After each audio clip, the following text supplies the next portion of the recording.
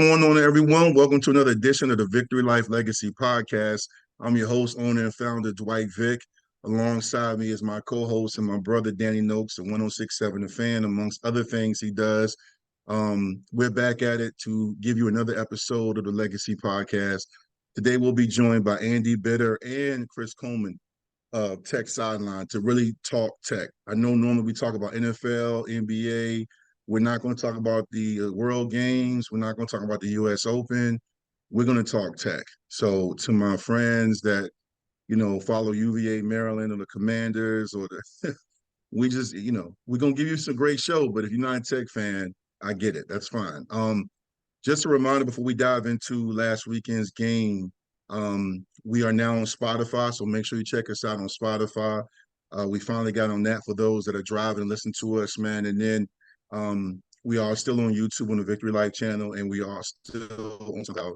Eventually, we'll be on iTunes. And for those that check me and Danny out, I was just telling him before we hit record, I talked to my cousin Mike 2 or 3 times last week. He's on Fox, and we're busy. He's busy. But we're still in the process of getting the Vic 757 show, talking all things tech, back on track. But in the meantime, we're going to keep giving you this podcast because this kind of started everything with me and Danny. So, Danny, that's a lot, but how you doing, man? I'm good, brother. It's good to be talking with you. It's good to actually have some games to break down, right? Would love to be sitting here at 2-0, but 1-1 isn't so bad, especially when you consider how last season started, losing to Old Dominion. They've avenged that. And the Purdue game was weird, man. You had the massive weather delay. Was it the largest weather delay in tech history? Yeah, I tweeted, man. I tweeted like the lightning was scary because I'm up here, everyone knows I'm in Northern Virginia. And I was driving for my son's fall league game at Wakefield High School in Arlington. So I took the Beltway, then I had to pick up a client to 29. And I saw lightning all the way. It looked like Thor was in the building. I mean, it looked like the gods were having a fight, man. Lightning was everywhere. There's a clip of Tech fans leaving the stadium during the rain delay and lightning struck something. I don't know if you Yeah, saw you it. can see. Yeah, you can see the lightning hit whatever it was because it sparks up orange like it was about to be incinerated if it wasn't right there in that moment. I ain't get into global warming or whatever, man, but it's different. I'm older than you, and I had hot days and there was weather, but I'm sorry, I'm not a political person, but I am not going to debate that the weather's different compared to 30, 25, 30 years ago. Like the Yeah. heat, the lightning, but what isn't what we've been used to 20 some years ago is tech football. We're 1-1. Good win over ODU, who's been a little bit of a pest to Virginia Tech football. Took care of them, started off sluggish, Grant Wells and company, and then they got the win. And then, a winnable game in Purdue. Purdue came out and jumped on Tech before the rain delay. It was 17-0. It was embarrassing. Defense looked in disarray. You had a receiver that got hurt, transferred from ODU. Ollie Um, Jennings. Ollie Jennings, a Highland Springs product. He's out this weekend against Rutgers. He got hurt. Mm. Lang, another standout receiver who looked great the week before, he's banged up. Yep. It was a tough go.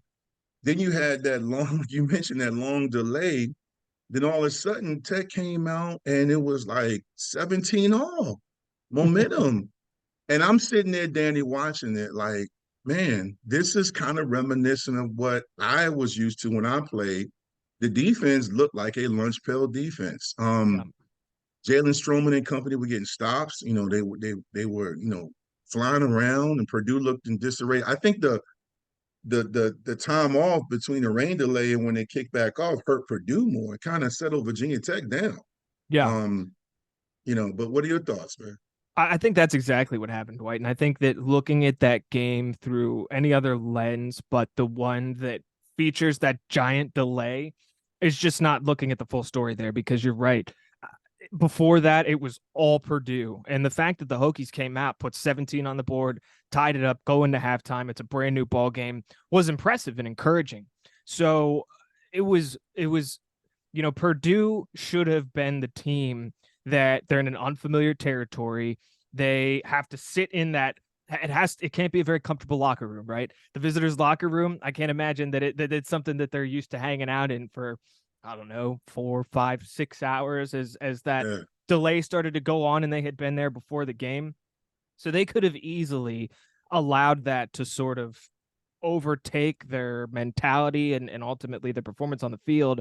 But it didn't. And I think they deserve some credit for that. And obviously Purdue is a pretty good football team last year. Now, that being said, I think, and we'll get into all of the shortcomings of the Virginia Tech offense and things that we saw that we want to see improvement on. I'm concerned with Grant Wells and his ability to make better decisions, make better throws. I think that we saw, another couple of bad ones in this game against Purdue. The one thing that I said I wanted to see Virginia Tech improve on this year that I felt like would have been a really major step forward was finding a consistent ability to run the football. And that is just as absent as it has been, dude. And, you're an offensive lineman. I can't imagine that, you sit there very happy when this offensive line can't get a push and, the running backs are barely averaging 3 yards a carry. It's not consistent. And more importantly, it's not effective. I'm embarrassed Yeah. because, we lost Rudolph to Notre Dame. I didn't think that was a big loss because I believe in pride because we brought in Crooks. But, I know we got the interior is young. I was talking to Billy Ray Mitchell from Sons of Saturday on the Twitter space hosted by our boy Taliban's last night. It had like almost 150 people, Tech fans in there anyway. And we were breaking down some of this stuff, kind of like a prep for tonight. And I was asked about the run game and the offensive line. And this is why I'm leaning toward, not even leaning anymore. I'm okay with Jones if he becomes the guy, because when he came in, which was probably a very difficult spot to be in, he came in, he immediately ran up the middle and picked up, 13, 15 yards? 13, yep. 13 yards, which we ended the game with 32 yards rushing. So he brings that to the table because right now, the interior, the line is good in pass protection and even blitz pickup. But when it comes to moving the interior, when we needed those tough yards, that was a point of emphasis I said to you heading into the season. I was talked about that on the Big Dog Sports Radio show when I do on Thursdays with Rick Watson when he asked about my goals for the offense this coming season is to be able to run the ball effectively, because I think it doesn't really matter who your quarterback is if you can't get yards. Because, for example, say Virginia Tech had the lead, right? Say we were up 24-17. If you can't run the ball and run clock when you have a 7-point lead, whether you're at home or on the road, you're not going to win many games. You saw that last year in a game on Thursday night where I thought Tech was going to beat a very good NC State team. They were up 21-3 at one point, 21-10, and then they didn't make game-winning plays. But more importantly, they could not run the ball. They also had 10 pre-snap penalties. The penalties haven't been an issue so far, which is a great thing. But at the same time, the inability to move the pocket, the pile, to get those tough yards interior-wise, or even on the edge. I mean, in some of the plays, not to be overly critical of Tyler Bourne, have been a little bit questionable. I don't know why you run the option with Grant Wells. I mean, I could go back to the days of Jim Druckenmiller. Jim Druckenmiller was a 6'5", 6'6" quarterback who was not fleet of foot, but he did run the option. But to be fair, those old lines they had were legendary back then. Right. And you had legendary running backs in Ken Oxendine, Dwayne Thomas, Brian Edmonds, and Marcus Parker, and so on and so on. Right now, man, I know Virginia Tech fans are on edge because it's not so much about the wins and losses, Danny. I think it's just more so that for decades, the offense has been an issue, right? Yep. We thought it wasn't going to be when Fuente came because he was an offensive guy and he had Brad Cornelison, and there were flashes, but that was because you had Bucky Hodges, Isaiah Ford, Cam Phillips, and Gerard Evans. And then after that, when that exodus happened, especially when Josh Jackson transferred after breaking his leg and Cam Phillips went to the NFL/XFL, it just hit a wall. And it was a carousel of quarterbacks, and you had flashes, but the offense wasn't sustainable. So I don't know. We're going to have some guys join us, as I mentioned, and you mentioned Chris and Andy. I can't wait to get their thoughts. But before they jump on, what would you, I mean, neither one of us are coaching. This is our pod. I Right. don't want to get into all that, but what is frustrating you with the offense besides the running game? Is it the O line? Because we got receivers, despite Right. Jennings being hurt and Lane. We still got those other guys. We got two good tight ends. What would you want to see this coming weekend? Even though I think Grant Wells is questionable. Yeah, he's questionable. Lane is questionable. Ollie Jennings is going to be out for a little bit. It doesn't sound like they know exactly how long Ollie Jennings is going to be out. And that's all a concern for me, Dwight, because I really like Ollie Jennings. I think he brings an element to the offense that nobody else can. I think he's far and away, head and shoulders, their best receiver. And when he was no longer in the game on Saturday, it was pretty noticeable. But if I'm looking at some things too that were encouraging, you mentioned the penalties are down.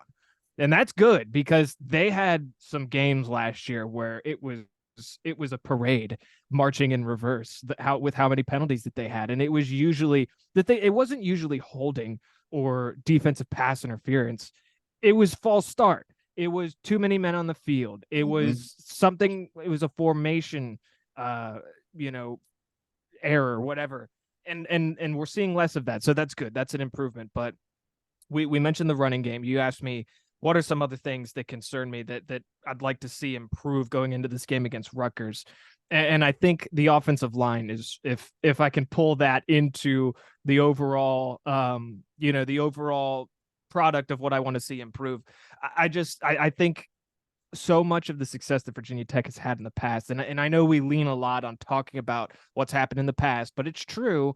And the offensive line is where the game is won and lost in the trenches. That's a cliche because it's true. And nobody knows that better than you.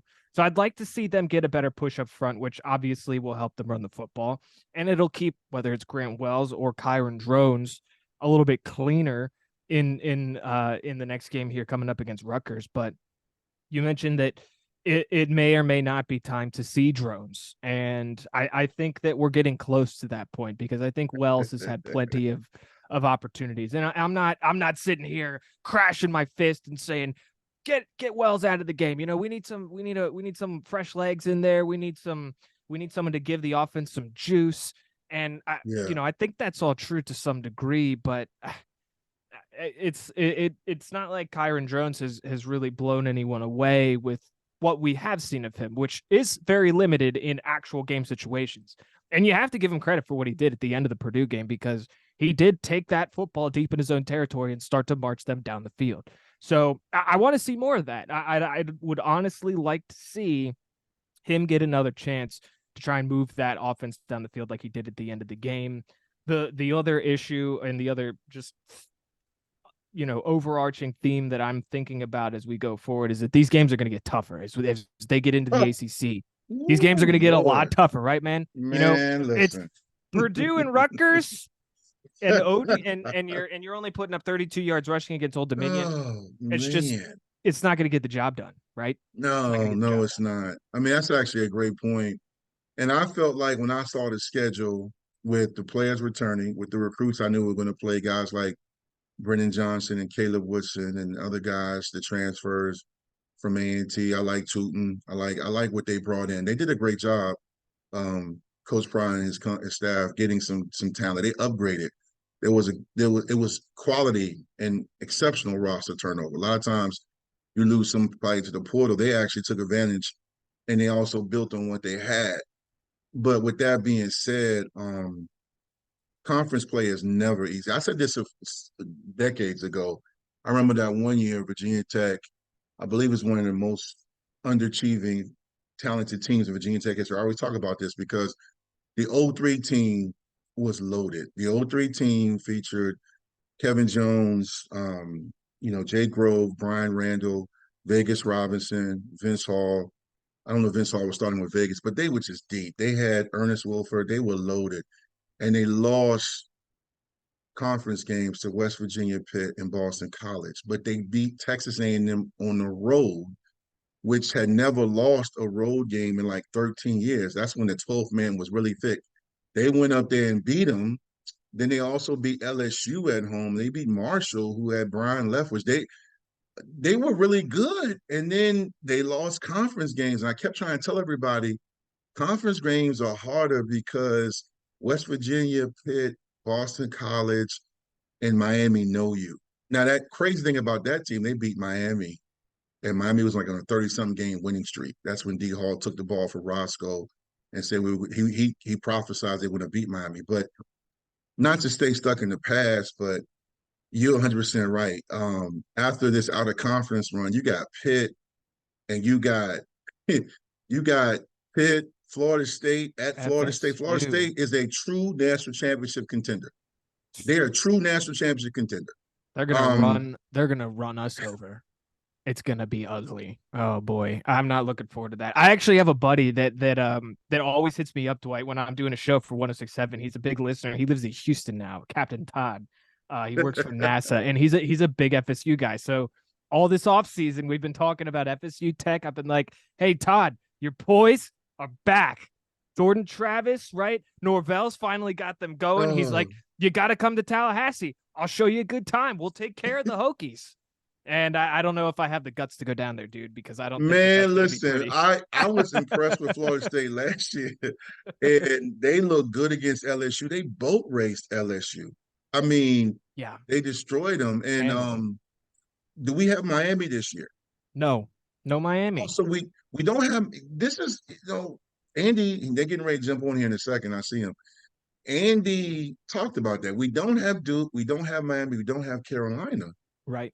So that was one of my reasons heading into this season, saying, okay, not to disrespect Louisville or UVA, which is in a conference game, but I looked at the schedule. I said, look, we are a work in progress. We're rebuilding, but these are games we can win. I mean, if you had beaten Purdue, you're 2-0. And winning is good because this team is learning how to win. So you're right, man. We gotta figure it out, and we gotta identify like basically what we can build on in regards to games that we can win and and teams we can beat, because there's not a lot on the schedule, especially when you talk about Florida State and Pitt. But joining us right now, two of my favorite people, man. Both the guys from Tech Sideline. Andy Bitter, who always jokes with me saying that he owes me like 1,000 favors because I've been on so many of his features, and my guy Chris Coleman, who I've been reading his stuff since I retired from football. So I've been reading him. And I mean, really, I would be at work before I was a business owner. I would be hiding in my cubicle on Wednesdays and Thursdays, reading him and Will's breakdown, man. And that was the golden era, what we're trying to get back to. But Andy, Chris, how you guys doing, man? Doing well, man. Doing great. I didn't soup up my background like Chris here. He's got name, title, well, Twitter this handle. one's My goodness, this is it's a little bit old because that's not my title anymore. I'm still in David's title. Oh, that's right. Yeah. But it's funny, Dwight. I was sitting there thinking early yesterday, man, I haven't talked to Dwight in a while. I should probably call him. And then you texted me later in the day. It's like you read my mind. Listen, this is why I get you on. Instead of talking to you during the day after a crazy game to make me feel better, I would call for everybody listening on Spotify, if you're watching on YouTube, for years now since Beamer left, I would call Chris, and he was my therapist. Even though I do therapy, he was my therapist because he had the inside scoop, and not so much about like player personnel stuff, just what he knew. Because as a former player and now a fan, you want to know what's going on, and am I crazy? Am I seeing this right? Why aren't they playing Wyatt Teller? Why did they have this guy? and Chris would just break it down to me, and it would make me feel better, man. So anyway, guys, we got you on here because Danny and I both respect your insight. Andy, I've been following you since you Roanoke Athletic, and I'm glad you're with Tech Sideline. I was reading your post-game thoughts the other day. So our listeners definitely want to hear from you. So I'll start with you, Andy, and then Chris, and then Danny will go back and forth with questions. But Andy, you were there, man. This is just something I'm always curious about as a former player. Right now, it's only 2 games in, but what is the feeling you're getting from the locker room, the team right now? Like, what's the psyche right now? I know it's a tough question, but what are you seeing? Yeah, it's always tough to get a sense of the psyche of the team because we're just around them so infrequently. It used to be you could hang out at practice and kind of see how practice is going. And now we get like 5 minutes of stretching and 2 individual drills and maybe 1 inside run drill. And that's about it. And unless Brent Pry's kicking some kid out of practice for a late hit penalty, usually that's pretty not active during that time. So it's tough to sense. I mean, they're all pretty polished when they get up there in front of the podium and are talking to us and talking about how things are going to be better all the time. And so I don't know if I have a great sense of the psyche. I will say that I think typically the players don't have as much of a roller coaster of emotions as a lot of the fans do. At least I've noticed that over the years. And as a reporter, I've always, when the team wins, I'm like this. And when the team loses, I write like this. But the fans are just up and down and up and down. So when it's, when they win, it's like, oh my gosh, this is a monumental win. I'm like, yeah, it was a pretty good win. And if they lose, like, oh my gosh, that season is over. This team is never going to win again. I'm like, well, it's a bad loss, but it's a game too. So I don't know. I feel like maybe I'm not as, negative about everything right now as a lot of the fans might be, but I'm not really sure where the team is. I think the team's fine. I don't know if they listen to all the noise on the outside, but just from my own perspective, I would say that people are a little bit more fired up about it than I am. And I know Chris was on the podcast this week. He came in, horns blazing. I mean, he was ready to just unload with a bunch of thoughts on the podcast. I enjoyed watching it. It was fun.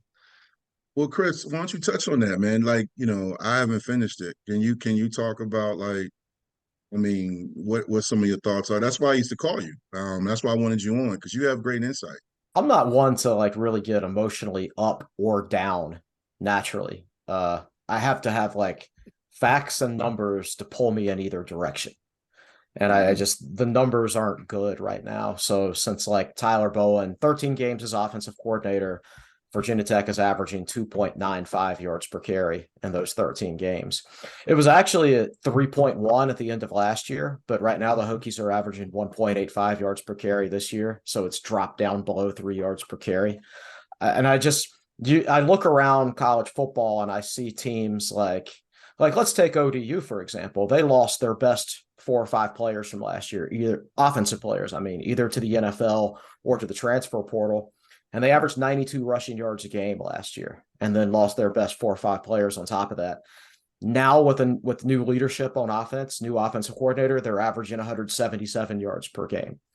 I see Virginia Tech's former sixth string tailback, Jalen Hampton at Elon, rushing for 90 yards and averaging over 5 yards per carry against Wake Forest, an FBS Power 5 team. And I just see so many other teams I think Virginia Tech has some talent issues up front, but I see other teams doing a better job of overcoming their talent issues than I see Virginia Tech doing. I do think there are talent issues and certainly depth issues up front. I don't see Virginia Tech, from a coaching standpoint, doing a lot of things to help their players out. So I'm seeing a lot of red flags, and I think everybody wants to bust on the offensive side of the ball, but defensive running game isn't too much better. I believe Virginia Tech is 118th in the country in rushing yards allowed and 95th in the country in yards per carry allowed.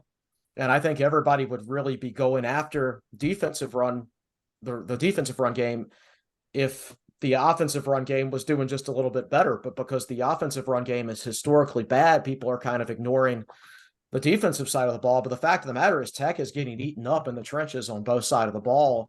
And they're going up against a Rutgers team this week that is only allowing 1.74 yards per carry.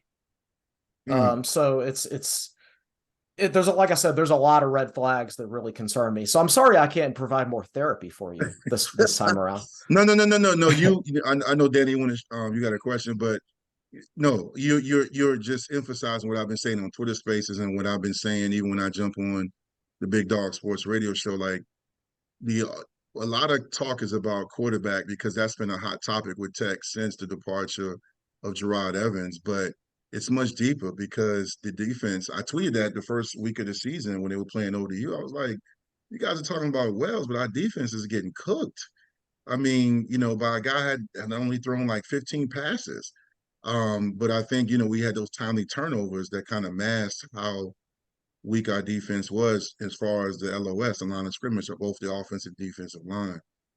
Danny, I know you wanted to ask a couple. Yeah.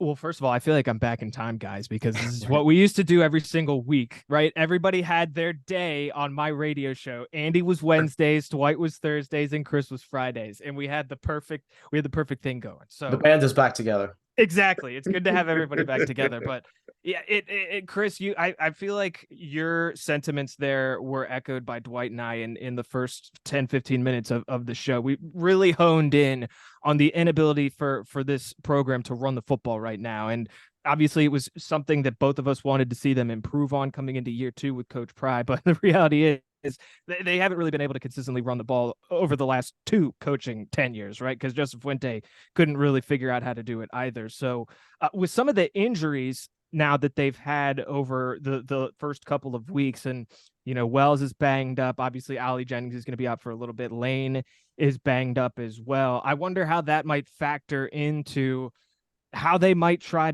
to you know, tweak things a little bit, because there's no way that this coaching staff doesn't see these statistics and realize how bad they are, right? Yeah, I mean, I think you've got to try to run it more, because my suspicion is that you're going to see a lot of drones this week, maybe exclusively. Like Wells is really banged up, is my understanding. But the problem is you're facing Rutgers, who so far has one of the best run defenses in the country. So you've just got to do some thinking outside the box. I think the key for Virginia Tech in this game, of course, is to play better run defense. You know, keep it a low-scoring game that anybody can win, a rock fight. Shorten the game, get it into the fourth quarter, win the turnover battle. I know this is like, I sound like Frank Beamer here to a certain extent, right? But I think that's what you have to do this week. I don't think this is going to be a pretty offensive football game on either side, because you look at Rutgers, their starting quarterback has more career interceptions and touchdowns, and his career completion percentage is less than 50%. So this is not going to be a pretty football game, and Tech has to find a way to run the ball better. And, you know, drones can give you a spark there, but at the same time, the issues this year, Virginia Tech averaged 1.3 yards per carry, or 3.1 yards per carry rushing last year with Grant Wells playing every game. So far this year, they've averaged 1.85 with Wells playing every game. So it's the same quarterback, but you're doing a lot worse. So this isn't a Grant Wells issue. You could rush for more yards with a different quarterback, but that's not Grant Wells isn't the issue, isn't the reason all the other issues are breaking down. Sure.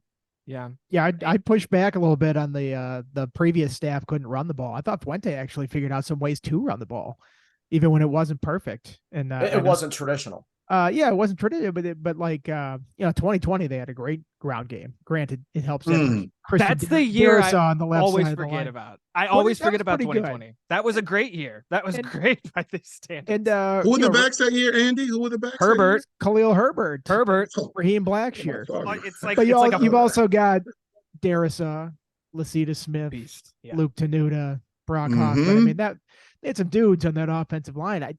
And coming into this year, I just didn't think they had that this year. And they might develop over time to turn into that. But you've got 2 redshirt freshmen playing on the left side of the line. You've got Cade Moore, who's your best guy, your most experienced guy, playing a new position. Parker Clements hasn't been anything special at right tackle. He's been better in the past before. And then right guard, I feel like there's kind of a holding pattern. It's like, is it going to be Schick? Is it going to be somebody else there? So, coming into the season, I the offensive line was the thing that gave me the most pause about this team making any kind of jump forward. And, I think a lot of people are like shocked, like, how can they not run the ball? And I think you look at the offensive line, I think that's where the problem lies. And, there's not really, the cavalry's not coming there. I mean, the second team, they're talking about, maybe the second team gets more snaps. They're all freshmen, outside of Clayton Frady, the guy they had in the portal. And we'll see, if he's somebody that could possibly contribute there. But it's a really young group. It's a group that's with a brand new coach this year. I didn't really have high hopes for them coming in. I thought they were the liability on this offense, and it's proving to be that way. Now, I didn't think they'd be, -2 rushing yards until the final drive of the fourth quarter. That's like, you look at that and you go, that can't just be talent. That's got to be something that the coaches have to do to be imaginative or find ways to run it. Run a jet sweep. I know that, those are forbidden words in Virginia Tech fan base, but the play worked. With it, Andy.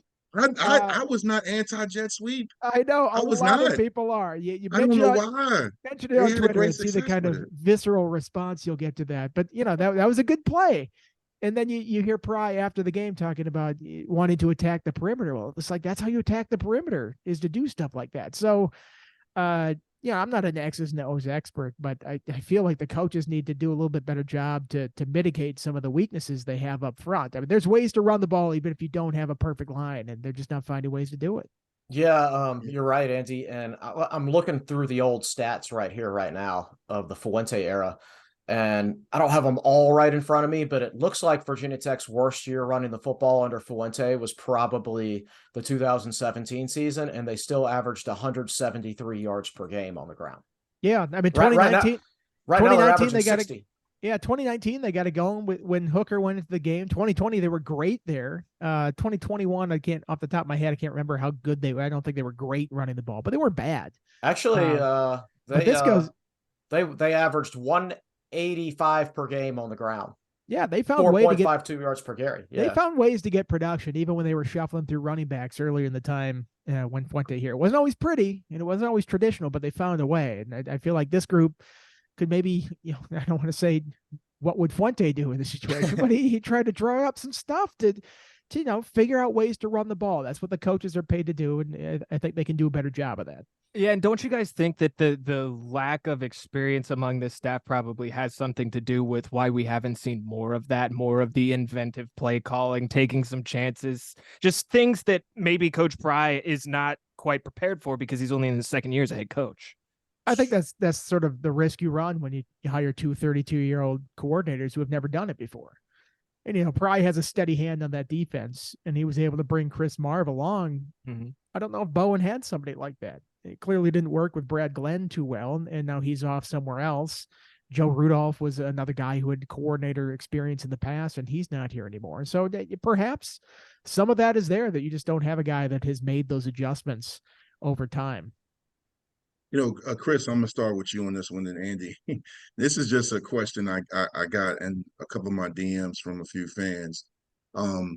When did, and this is not about like pushing for anybody to get fired, because I always hate that, but what is the record, so to speak, when you look at, I know we have so much football left to be played and so many things are going to happen, but a lot of fans, and I know fans can be irrational sometimes or emotional, but I think Virginia Tech, Hokie Nation has some insightful fans as well. I do a lot of Twitter spaces, and they get it, right? Some of them do. What is the panic button, or what is the record, or what, not even the record, what is the issue that will lead to maybe, some changes need to be made? Not so much with Pry, because Pry should not go anywhere, but what happens, when all of a sudden we're in week 8 and everybody's like, hey, look, these two guys got to go, or this. What happens? What is the scenario for you? Hopefully it doesn't happen, but what is that for you? Does that make sense? Yeah. What is that trigger point for Brett Pry, right? Yes. I think that's what nobody knows. I can't imagine he's particularly happy about the situation. You are seeing these days more and more schools make changes during the middle of the season. If Virginia Tech wanted to do that, they do have two current offensive analysts on the staff who are former coordinators. You got Brian Christ, who was Bo Pelini's offensive coordinator at Youngstown State, and you've obviously got Brent Davis, who was 9 years Army's offensive coordinator. Much different style of offense, though, of course. I certainly hope it doesn't come to that. I certainly hope it doesn't come to that at all at any point.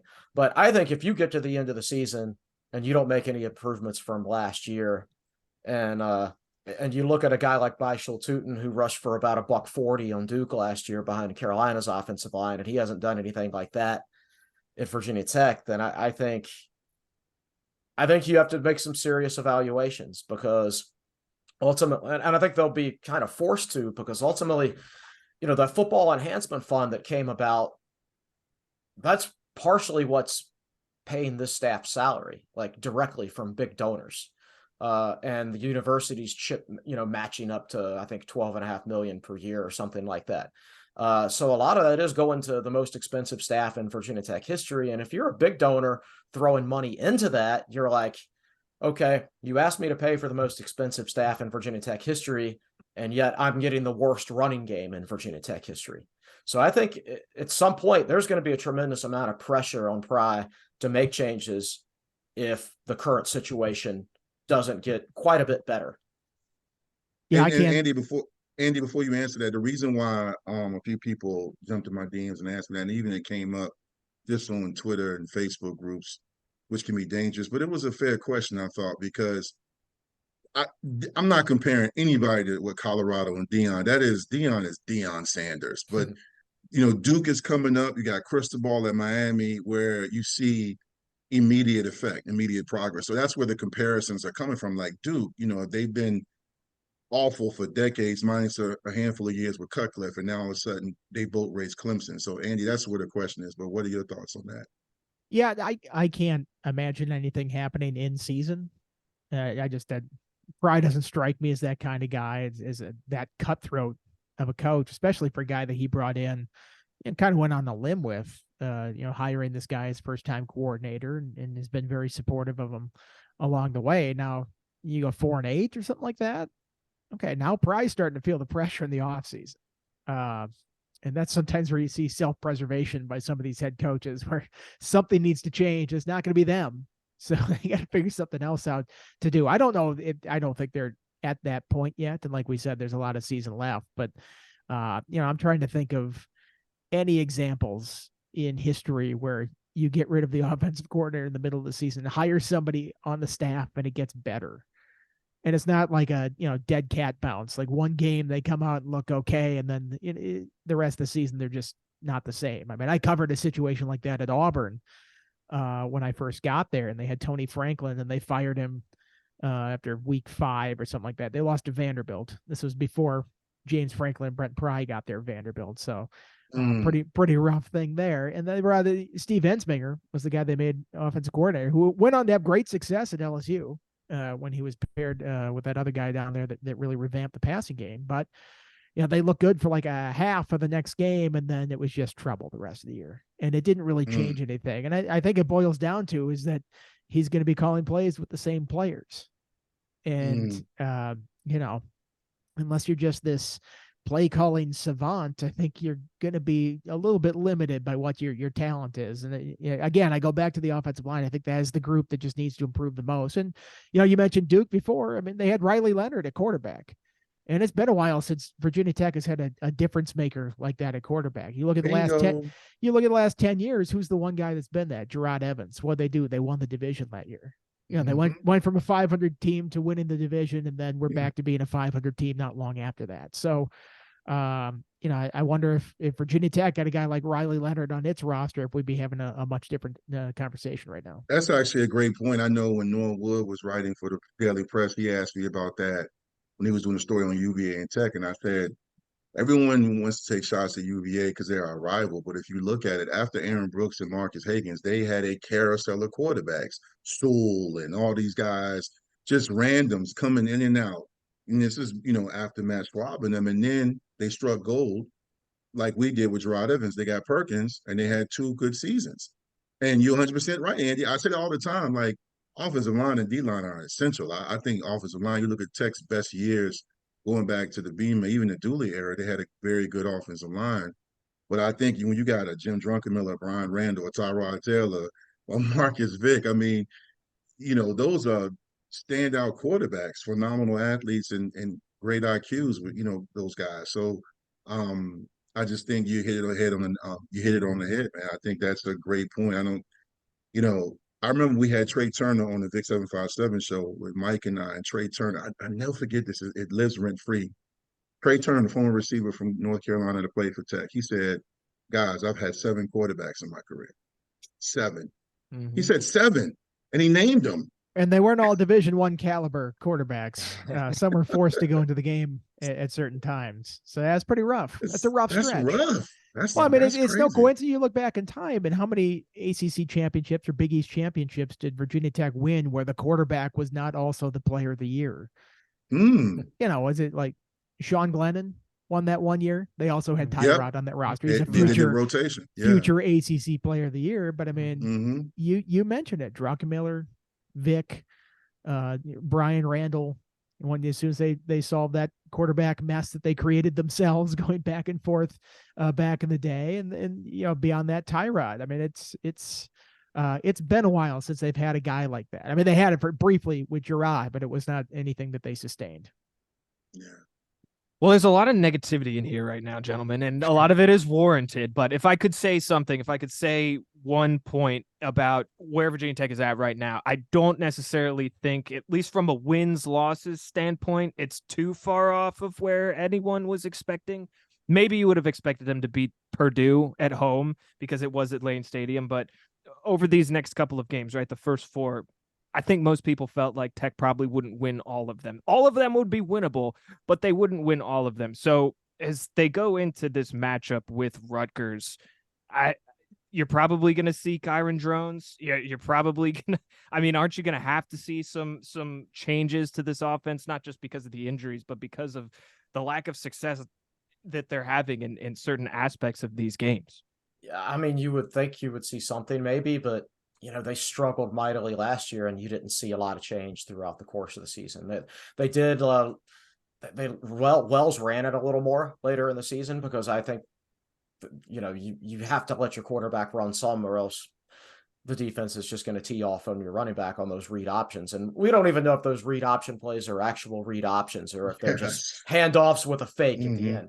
We have no idea. So that was the one change they made a little bit towards the end of last year, but other than that, outside of that third quarter in the NC State game when they ran a bunch of misdirection stuff and picked up 200 yards, they kind of did the same type of stuff all year. So I hear you, Danny. You would think they would, and I think they're going to have to by default this year, or this week, because you're going to be missing option 1A at wide receiver with Ollie Jennings. You're going to maybe be missing option 1B, and there's a decent chance you'll be missing Grant Wells. And if you had asked me before the season, who's the three players Virginia Tech can't lose to have a successful passing game this year? Well, they lost all three of those guys in the same game. And so as much as I blast on Bowen for the running game, which I think he owns quite a bit of that, he's had horrible luck when it comes to the passing game so far this year. Yeah, I think it's interesting when you look at Drones and what kind of impact just a mobile athletic quarterback like that can have in the game. And you sometimes don't see that effect at practice. You go to practice, they got an orange jersey on, nobody's coming within 5 feet of them. Mm-hmm. It's like, okay, would he have broken that tackle and made a play out of that one? And I've made this parallel to 2019 here. You've got Ryan Willis, who started the year, and you got Hendon Hooker on the bench, and everybody's like, well, Hendon Hooker's not quite there as a passer yet. It's like, well, maybe true, but he was plus as a runner, and you put him in the game. And again, different offensive line, different receivers and stuff like that out there. But all of a sudden there's another threat on the field, and there's a runner that you don't really account for. And all of a sudden Hendon starts showing some stuff that maybe he didn't show at practice all the time. And he feels like he did that a couple times because he got to Tennessee and they weren't going to start him there. And then all of a sudden he comes off the bench and he turns into a Heisman candidate. But you get him out there in that first Miami game, and it just looks like a completely different offense. And they're not throwing the ball down the field. They're not doing stuff that was not to Hendon's, not Hendon's forte, like downfield throwing or things like that at that stage of his career. But they were, running option plays where the defense actually had to account for the quarterback. They were running, screens and throwbacks Dalton Keene had like 100 some yards and 3 touchdowns in that game, just on throwbacks. They ran this nice little wheel route to James Mitchell up the sideline. Pretty good tight ends on that roster too. Not quite the same with this team, but you put Hendon in the game, and all of a sudden you put a running quarterback like that in the game, and all of a sudden it's just a whole new element for this offense. Now, I'm not saying Drones is going to be like that, right? But I think I'd like to see if he could be like that outside of a few snaps peppered into the second drive of the ODU game, or a do or die drive at the very end of the Purdue game where he's comes to the game cold. They got the ball at the 9-yard line with 2.5 minutes left, and like, have at it. It's like, okay, well, that's a pretty tough situation for any quarterback to be in, let alone one that hasn't played a whole lot. So, regardless of Wells's health, I think they just got to see what they have in Drones. And sometimes you just don't know. And if your running game is getting 11 yards a game, I think you got to do something when you have a weapon like that on the bench that maybe could help you out. I think you've got to have a preseason scrimmage every year where you take the yellow jerseys off. Now, it's different if both quarterbacks are the same, have the same skill set, you don't necessarily have to do that. But if they're both different, I think you've got to take the yellow jerseys off for one scrimmage just to see what the offense looks like with both guys. And I kind of doubt Tech did that this year because that's not something coaches do too much of these days. Well, I think it's Bryce said they did. Bryce said they did. They did do it? They did not. I'm pretty sure he said they did not. Okay. Well, I mean, what you're describing, Chris, is what I said the other day when people asked me about quick fixes. I said there are no quick fixes when you're building a program. But one thing, as someone that was there when the program was being built, I was there. I mean, I often tell people all the time, I might have said on one of Andy's things when he had me on one of his various features I was on, I said, the 95 season is historical, but what people don't realize is I was on the team. I was a redshirt freshman.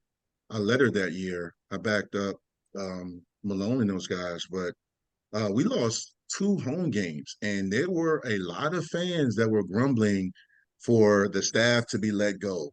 And I firmly believe if we don't run the table or have success, despite the 2 previous seasons being the Gator Bowl year and the Independence Bowl, you don't know what could have happened because those were ugly losses. But what that does is it creates a sense of urgency. And I referenced the 97 year. I'm not that guy. You guys know me as, back in the day it was so much better. It's more so I'm just going off historical perspective. What I saw Pride do in the Liberty game and what Beamer did in 97 after we got boat raced, one of the worst losses in Virginia Tech history against North Carolina. They had several first and second rounders. Mac Brown was the coach then before he left to go to Texas. And I'm going against Ebenezer Ekubon, Vonnie Holiday, Dre Blah. Carolina should not have been in the Gator Bowl that year. But Florida State was good. They couldn't beat Florida State. We were second in the Big East. Nick Sorensen was the quarterback and got MVP. Okay, he was the emergency quarterback because Al Clark and Dave Meyer were hurt. With that being said, Beamer took us in the locker room, everybody, and he got on the stool and he said, I'm paraphrasing, but and then give you the clean version. But I'd never really seen Beamer that riled up. He said, everybody's job is up for grabs. And you better be kept. If you were returning that year, you better be ready to work. I felt we had that sense of urgency against Liberty where we faked the field goal. We did some things where you could tell we were trying to really win that game because we had some tough losses in the previous weeks against NC State and Georgia Tech. As a guy that went and wore that uniform, I would just like to see us play with a little bit more of a sense of urgency. I know that's more so hype or whatever. I'm just talking about from, things they can do to kind of right this ship right now. It's not time to panic, but just more of a sense of urgency.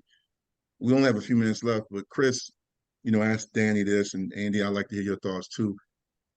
Andy, you say you're not an X's and O guys, but you cover the game, the game. But Chris, I'll start with you, man. Just from a technical or just football perspective, whether it's emotional, psychological, strategy-wise, what are some things they can do to kind of get a win over Rutgers? I think first thing, again, I'm going to sound like Beamer and even Fuente here. You got to win the field position battle and you got to protect the football because when you're limited offensively, you have to take advantage of every short field opportunity, and you can't give them short field opportunities. So this is a game that's probably going to be a little bit of a rock fight. So first of all, you have to play that good fundamental football like that.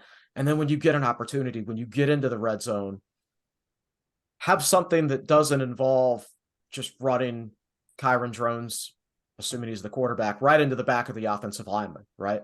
Maybe a throwback pass, like we've talked about. Like even like Scott Loeffler. Loeffler would always save his best games for Ohio State, of course, being a Michigan man that he is. But you get down there in the red zone and they do the throwback pass to the tight end for a touchdown, and you throw a screen pass to Sam Rogers for a long touchdown and things like that. And you just don't see a lot of imaginative stuff from Virginia Tech. That's good plays, though, right, Chris? Yeah, good plays. Yeah, I think so. I think so. Yeah. And I think you've got to help. Assuming it's Drones. You've got to help him out. It would be his first college start. If he is the starter, it would be on the road against a top-notch defense. And it's going to be very difficult for Virginia Tech to run the football no matter who's the quarterback in this game because, Tech hasn't played well up front and Rutgers has been dominant up front. So you've got to find a way. You've got to change Jones's release point and things like that. And I do think this is an important. I don't want to be overly dramatic or anything, but I do think at some point Tech does have to start playing better. I think Pry is an overly positive person that has sold all the players and all the fans and everything like that. I think you have to start playing better at some point, or you don't want them to start questioning the process. And you certainly don't want them to start questioning their offensive coordinator. So there does have to be turnaround point at some point. But, I'll leave you with this stat. It's coming up in an Inside the Numbers article tomorrow, but Virginia Tech is one of 4 Power 5 teams in the country to rank 100th or worse in rushing offense, yards per carry, rushing defense, and also ranked 95th or worse in defensive yards per carry. So Virginia Tech is getting annihilated in the trenches on both sides of the ball. And I think that's a physical issue, but I also think they've been out-schemed their first 2 games. So the result is just some ugly numbers. The other teams are Baylor, UVA, and ironically, Colorado. Deion's teams are going to start losing soon because they're getting pummeled in the trenches. But at some point, the film's going to get out, and they're going to have to start playing better in the trenches. But I've noticed that about Colorado. Yeah, actually, I saw that. Go ahead. Yeah, you could argue that Virginia Tech is the worst team in the country in the trenches right now. Wow. Combined both sides of the ball. Yeah. That has to change, because the most demoralizing thing in football is getting physically beaten. Yeah. No so question. that switch has to flip to a certain extent. Yeah, I think, from my perspective, who could ever imagine a rock fight between Rutgers and Virginia Tech? I've never seen a game like that. It's not like it's ever happened. 2012 Wrestle Athletic Bowl. Yeah. Okay, I get ready to say, yeah. Burned into our sarcasm. Here. Yeah. I was getting ready to say. The gobbler helmets. Yeah, those are pretty helmets. They should bring those back. Yeah. I think, to Chris's point, if you're going to have an ugly game like this, you got to get some help. And your offense might struggle going into that. That's just been what it has been the first couple of weeks. You need some help on defense and special teams. I mean, you need some Beamer ball, honestly. I mean, they didn't really get a ton from special teams last week. I thought their little punt return, two-man punt return looked confused back there. They both went for the ball, and then the other one didn't block for the other one. They made that big play at the end of the ODU game with Holloway getting the big return, and Jalen Lane had a big one as well. Didn't have a ton of that against Purdue, but, Dwight, you've seen it firsthand, the kind of difference that stuff like that can make in a game. And how many games did Beamer win over the years where the offense wasn't great, but other parts of the team picked it up? I mean, that's, Virginia Tech to its core. Brent Pry should know that. He coached on some of those teams very early in his career. He was there with me. Yeah, you're going to need that kind of stuff to win a game that could be ugly. And honestly, who cares if it's ugly? Just win. It's just what you got to do. So I don't know if they're walking up into there. We'll turn this into an interview. Dwight, you've played at Rutgers before. What kind of hornet's nest will Virginia Tech be going into? It ain't no hornet's nest. They'll turn out. It's different now. They do turn out better, but it's a kind of game. If you can jump on them and get a punt return or a turnover and make it 14-3, you can get a win. I like going up there, man. Rutgers recruited me hard. They called it back then the People's University or something like that. But at that time, I was 17 years old. I was just happy to be getting letters and all of that, and I like their colors. So, but I mean, those were the wins. I mean, I can say this now, Beamer is not behind me, but those were the games back in the day when I played in the Big East. We knew we were going to win. And they had some talent. They had Ray Lucas and some guys. We played them one time up there. That 95 year, it was every game minus the Lightning. It was a monsoon. Akron, Rutgers, every game that season, it was weather. But I'm hoping Tech can win that game, man. But we're out of time. Danny's got to jump off. Normally, we probably go another 30 minutes, man. But Danny's got to jump off, man. With Chris and Andy, man, I'm going to have you guys back on. Hopefully, when me and Mike and Danny get the other pod off the ground back on, we'll get you on that one too. But if not, we'll have you back on again. This has been great insight. Chris normally is my therapist, and Andy, I love jumping on all your stuff, man. Hopefully we can link up again. We got great chemistry, man. We're like LeBron and Kyrie without the drama. So, I love it, man. And for those watching, if I'm Kyrie in that combination there, I don't know how much I like that comparison. Well, I don't know if you think the earth is flat or what. I don't know, man. It depends on that. I'm fully vaccinated. I'll say that much. But for those watching and listening, man, make sure you follow these guys. Tech Sideline's been doing it before all these other new podcasts. I was reading them back when I had Microsoft and I had an old desktop, and they've been doing it for a long time. They covered me, so that shows you how long Tech Sideline's been doing it. And Andy has been one of my favorite writers. I always check for his work. And me and him also usually jump on the Big Dog Sports Radio show. I usually come after him. on Thursday morning. I'm So just setting the table for you every week. but to everybody, we didn't do legacy shout outs this episode. I'll just do one real quick. My birthday's Thursday, so shout out to all the September Virgos out there. I don't have my Cash App memorized, but show me love. I appreciate it to Hokie Nation, man. September 14th, Thursday. So legacy shout out to all the Virgos out there. And shout out to Tech Sidelines, Chris Coleman and Andy Bidham. I appreciate you both. Two of my favorite people, favorite writers. I always look, as soon as I get online, I'm following Andy's tweets and I'm looking at Chris and they know what they're talking about. So I appreciate you both. And shout out to Will Stewart. I got to get him on one time. The godfather of Virginia Tech football. That's my dude. He has. But anyway, yes, my dude. So like we say every episode, make sure you subscribe, share, like, all that good stuff, man. No matter where you go, no matter what you do, make sure you have a positive impact and you live a great legacy. That's Vicktory Life, man. Thank you guys. Thank everybody for jumping on. Appreciate you.